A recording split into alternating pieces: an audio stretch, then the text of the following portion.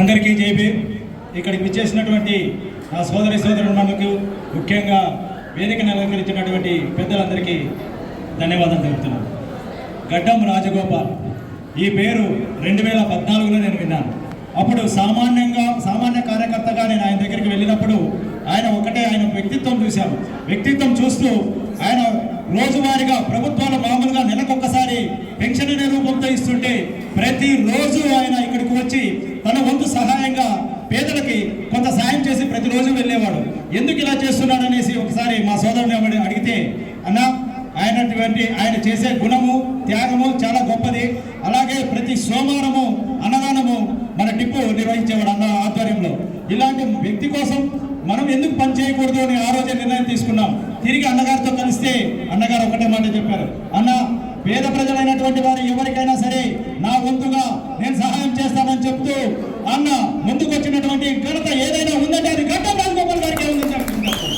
అంతేకాకుండా మరొక్కసారి అన్నగారికి ధన్యవాదాలు చేస్తూ ఈ రోజు ఇంతటి మహోన్నతమైనటువంటి కార్యక్రమానికి విజయవంతం చేసినటువంటి మీ అందరికీ ప్రత్యేకంగా ధన్యవాదాలు తెలుపుకుంటూ, ముఖ్యంగా సత్యకుమార్ అన్న గారిని మాకు తెలిసింది కొంత, తెలియాల్సింది కొండంత.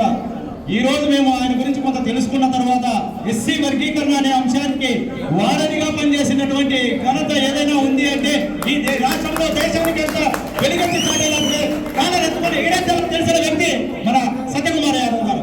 అందుకోసం మేము సత్యాన్ని వెంట నడవడానికి మేము సిద్ధపడ్డాం. అంతేకాకుండా అన్న దేశంలో నరేంద్ర మోడీ గారు వర్గీకరణకి ఏ విధంగా అయితే కట్టుబడి ఉన్నారో, ముఖ్యంగా ఈ ధర్మవరం నియోజకవర్గంలో మాకు ఒక వ్యక్తి ఇదే వేదిక పైన ఒక వ్యక్తి మాకు మాట ఇచ్చాడు. ఈ నియోజకవర్గంలో అంబేద్కర్ భవనం 4 కట్టిస్తానన్నాడు. ఇంతవరకు ఒకటి కూడా కట్టించిన బాబు అనలేదు. అన్నగారికి మేము చెప్పిన వెంటనే ధర్మవరం నియోజకవర్గంలో ఎక్కడైనా సరే స్థలాన్ని కొనైనా సరే తీసిస్తామని చెప్పిన ఘనత మన సత్యకుమార్ అన్నగారి. ఈ ఘనతకు మమ్మల్ని తీసుకువెళ్ళి మమ్మల్ని మొట్టమొదటిగా పరిచయం చేసినటువంటి గడ్డం రాజగోపాల్ అన్న గారికి, అలాగే అన్నగారితో పాటు మమ్మల్ని నడిచేలా ప్రతిరోజు కార్యాచరణ చెప్తున్నటువంటి గడ్డం రాజగోపాల్ అన్నగారి అడుగుజాడలో నడుస్తూ ఈ కార్యక్రమంలో పాల్గొనేలా చేసినందుకు మాకెంతో ఆనందదాయకంగా ఉంది. అంతేకాకుండా అన్న వర్గీకరణ ఏ విధంగా అయితే నరేంద్ర మోడీ గారు చేస్తున్నారో మాకు అంబేద్కర్ భవనం మీరు నిర్మించి ఇచ్చే విధంగా ప్రయత్నం చేస్తే మాత్రం సార్యంగా క్షమించాలి. రక్తపు సిరాగా ఒకవేళ ఇంకు సిరాగా మార్చి ఓటు వేయాల్సి వస్తే మీకు